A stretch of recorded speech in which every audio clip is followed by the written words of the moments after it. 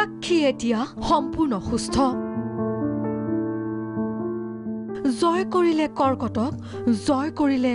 কৰোনাক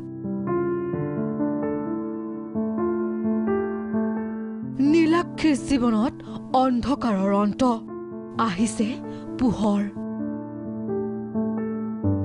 13 বছৰীয়া নীলাক্ষীৰ জীৱনলৈ হঠাৎ নামি আহিছিল অমানিশা সুন্দৰ ভৱিষ্যতৰ সপোন দেখাৰ বয়সতে নীলাক্ষী আক্ৰান্ত হৈছিল কৰ্কট ৰোগত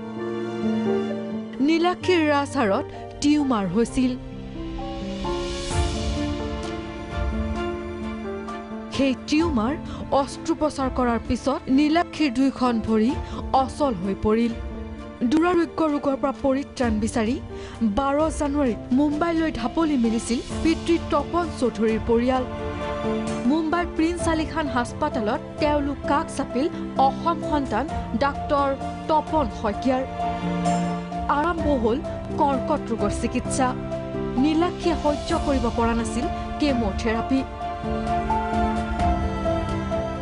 তাই কান্দিছিল মাথো 3 মহীয়া এই জটিল যুঁজৰ পিছত ক্ৰমান্বয়ে সুস্থ হৈ উঠিছিল নীলাক্ষী 13 বছৰীয়া নলবাৰীৰ পৰা আহিছিল তাই স্পাইনেল কৰ্ডত এটা টিউমাৰ হৈছিল আৰু ভৰি দুটা সম্পূৰ্ণৰূপে অচল হৈ পৰিছিল গুৱাহাটীত অপাৰেশ্যন হ'ল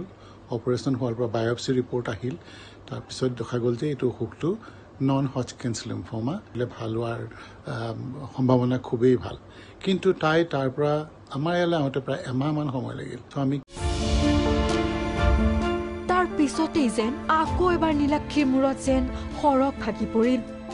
কৰ্কটৰ পৰা লাহে লাহে আৰোগ্য হোৱা নীলাক্ষী এইবাৰ কৰোনা পজিটিভ কৰ্কট ৰোগৰ দুৰ্বিষহ চিকিৎসাৰ মাজতেই মাৰাত্মক কৰোনা ভাইৰাছৰ অৱস্থিতি কিমান ভয়াৱহ হ'ব পাৰে সেয়া কল্পনা কৰিবই নোৱাৰি কিন্তু মনত থকা অযুত সাহস অসম সন্তান ডক্টৰ তপন শইকীয়াৰ ভাল চিকিৎসাৰ বাবেই নীলাক্ষীয়ে জয়ী কৰিলে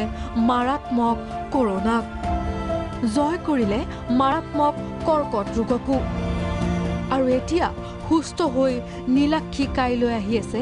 অসমলৈ শেষ কেমোথেৰাপিটো হ'ব সময়ত আমি টেষ্ট কৰি দেখিলোঁ তাই দেখোন কোভিড পজিটিভ লক্ষণীয়ভাৱে নীলাক্ষীৰ কাহিনী এইকাৰণেও ব্যতিক্ৰম কিয়নো নীলাক্ষীৰ সৈতে একেলগে থকাৰ পিছতো কোভিড সংক্ৰমিত নহ'ল নীলাক্ষীৰ পিতৃ মাতৃৰ দেহলৈ 3 সপ্তাহ একেলগে থাকিলে কিন্তু নীলাক্ষীৰ কোভিড মাকৰ শৰীৰলৈ নগ'ল দেউতাকৰ শৰীৰলৈ নগ'ল বিজয় কাহিনী এক যুদ্ধৰ কাহিনী মেডিকেল ৰিপৰ্টত ডাক্তৰ তপন শইকীয়াই লিখি দিছে Nilakshi and her parents are real warriors and ভিক্টৰিয়াছ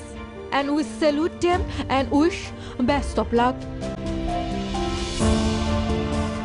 Babita Gogoi report Prag news